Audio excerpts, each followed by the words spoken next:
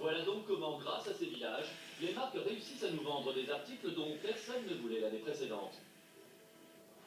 Aujourd'hui, les villages de marque, il y en a près de toutes les grandes villes de France. Ils sont devenus une industrie. On estime qu'ils génèrent près d'1 milliard de chiffre d'affaires par an. La méthode fonctionne dans plusieurs domaines. Le textile, mais aussi la bagagerie ou la déco. Et quasiment toutes les marques grand public possèdent leur déclinaison des stockages. Aujourd'hui, ces temples du commerce sont chic et design, mais au départ, le concept était loin d'être aussi sophistiqué.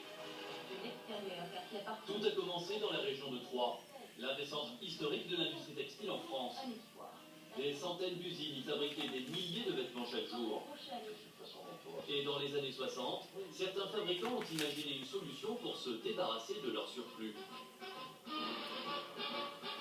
À Troyes, capitale de la bonneterie, les magasins d'usine sont partout. Les premiers magasins d'usine, ce sont en fait de petites boutiques improvisées, proches du lieu de production. Aucun effort de décoration, et on y trouve pêle-mêle des fins de saison et des articles présentant des défauts.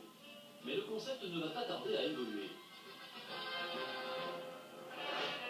En 1983, dans une autre région textile française, la région de Roubaix, un promoteur propose à plusieurs industriels de réunir leurs magasins d'usine dans un seul et même entrepôt.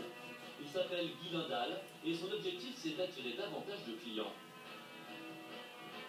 L'idée ici de ce nouveau concept de l'usine, qui sera notre enseigne, c'est de les regrouper dans un grand nombre sous un même toit, de façon à simplifier les problèmes des consommateurs qui ne pouvaient y aller qu'exceptionnellement.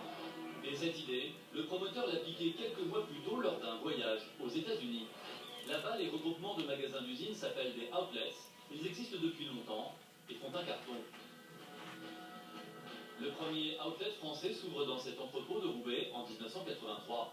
En proposant des vêtements neufs et moins chers, ce premier centre a tout de suite du succès. Et le phénomène va prendre de plus en plus d'ampleur. 10 ans plus tard, le premier village de marque en France est créé, tout près de Troyes. Cette fois, plus d'usines, plus d'entrepôts. Il s'agit bien d'une sorte de centre commercial multimarque, qui n'a qu'un objectif, attirer les clients en quête d'une bonne affaire. Considéré par ses promoteurs comme un village de 40 boutiques, le centre s'étend sur 12 000 m² de surface commerciale. Avec 4 millions de visiteurs par an, ce village va servir de modèle à tous les suivants, car les promoteurs vont se mettre à en construire un peu partout. Paris, Cholet, Romans, Talange, Bordeaux, Toulouse, en 20 ans, 23 magasins d'usine sont sortis.